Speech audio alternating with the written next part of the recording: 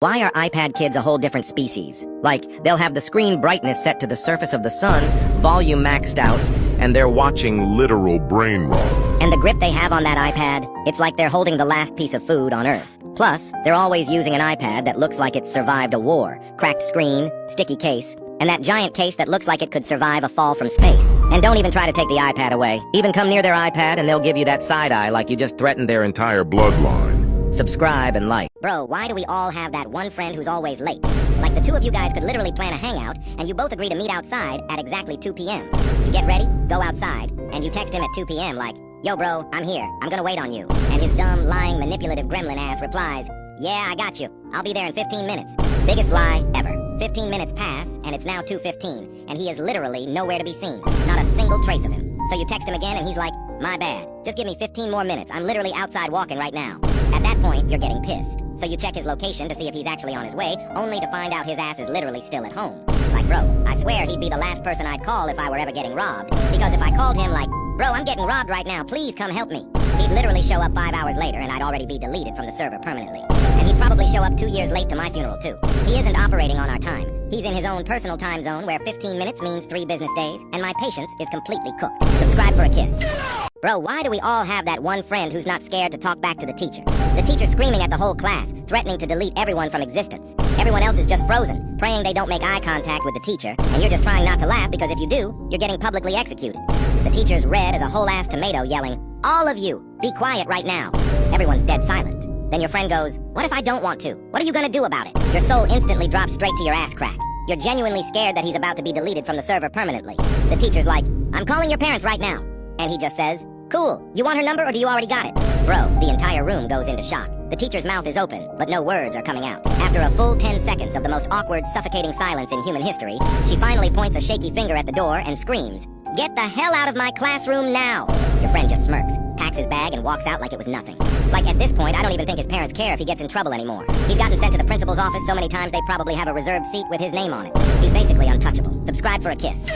Why does autocorrect hate me? Like I misspell tomorrow as Tomro, and autocorrect is like, I have no idea what this means. Good luck, champ. the second you type "on my way" turns into Omnipotent mayonnaise. And don't get me started on when it corrects perfectly normal words into Complete nonsense.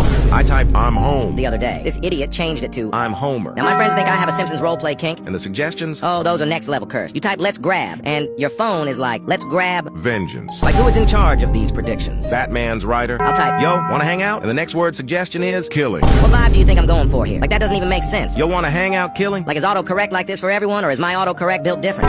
Bro, why was your mom coming home late the single most terrifying experience of your entire childhood?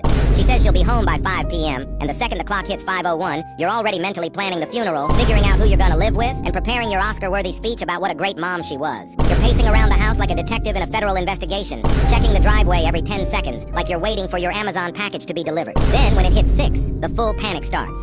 I'm on Google like, what to do if your mom is missing and you're only 10 years old. You're staring out the window, on the verge of tears, thinking she got abducted by aliens, and you're ready to call the police. And out of nowhere, you hear the keys in the door.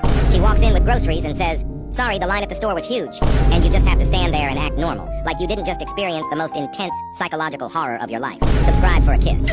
Weekends are low-key the biggest Scam of all time. Like, how do we survive 5 full days of stress, sleep deprivation, Fake smiling. and pretending we understand math just to be rewarded with 2 days off. And let's be real. Friday doesn't even count. You still have to wake up early, drag yourself through school, and act like You're alive. that's not rest. Then there's Sunday, which isn't a weekend. It's pre-day. You're not enjoying Sunday. You're spiraling. You're doing last-minute homework, setting alarms, and greeting the fact that Monday exists. you're already back in 3rd period. So in reality, we get one real day off Saturday. One day. One single crumb of freedom. I need a 3-day weekend. Minimum. I didn't suffer through cafeteria slot, broken Chromebooks, and group projects with PC. just to blink and be Back in class. Weekends feel like a Netflix 7-day Free trial. just enough time to get comfortable, then snatch from your hands without warning.